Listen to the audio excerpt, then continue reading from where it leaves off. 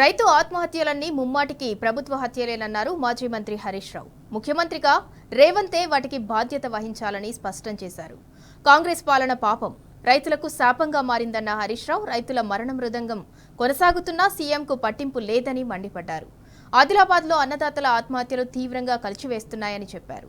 24 గంటలు గడవక ముందే రుణభారంతో మరో రైతు ఆత్మహత్య చేసుకున్నాడని, ఆదిలాబాద్ రైతు రాథోడ్ గోకుల్ ఆత్మహత్య కలిచివేసిందని చెప్పారు.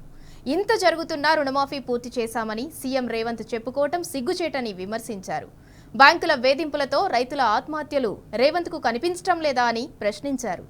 దేశానికి అన్నం పెట్టే రైతన్న ఉసురు ఎందుకు తీస్తున్నావు రేవంత్ అంటూ హరీష్ రావు నిప్పులు చెరిగారు.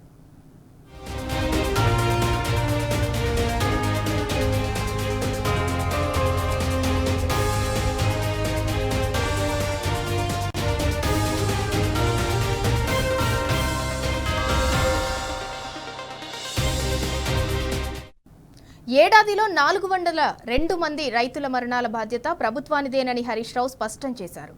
రైతులకు భరోసా కల్పించడంలో కాంగ్రెస్ సర్కార్ పూర్తిగా విఫలమైందన్నారు. వరుసగా జరుగుతున్న రైతుల ఆత్మహత్యలే అందుకు నిదర్శనమని చెప్పారు. రైతులే దేశానికి వెన్నెముక అన్న హరీష్ రావు అలాంటి రైతుల జీవితాలతో కాంగ్రెస్ సర్కార్ చెలగాటమాడుతోందని నిప్పులు చెరిగారు.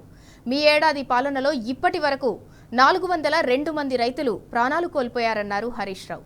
ఇంత జరుగుతుంటే ప్రభుత్వం మొద్దునిద్ర నటిస్తుండటం దుర్మార్గమన్నారు. కేసీఆర్ వ్యవసాయాన్ని లాభసాటిగా మార్చితే రేవంత్ రెడ్డి వ్యవసాయాన్ని సంక్షోభంలోకి నెట్టాడని దుయ్యబట్టారు హరీష్ రావు. రుణమాఫీ అని మభ్యపెట్టి 500 బోనస్ అని మోసం చేసి పెట్టుబడి సాయాన్ని ఎగ్గొట్టడం వల్లే రైతులకు ఈ దురవ్యవస్థ వచ్చిందన్నారు హరీష్ రావు. కాంగ్రెస్ పార్టీ రైతుల పాలిట శాపంగా మారిందని విమర్శించారు. ఎద్దేడ్చిన యవసం, రైతేడ్చిన రాజ్యం ఏనాడు బాగుపడతలేదన్న విషయం కాంగ్రెస్ పాలకులు పూర్తిగా మరిచిపోయినట్లుగా ఉన్నారని చెప్పారు. రైతు సోదరులారా, దయచేసి ఆత్మహత్యలు చేసుకోవద్దని విజ్ఞప్తి చేశారు. ఆత్మహత్యలు పరిష్కారం కాదన్నారు. కాంగ్రెస్ ఎన్నికల మేనిఫెస్టోలో చెప్పినట్లుగా అందరికీ రుణమాఫీ, రైతు భరోసా, అన్ని పంటలకు 500 బోనస్ హామీలు అమలు చేసేదాకా నిలదీస్తూనే ఉంటామని స్పష్టం చేశారు.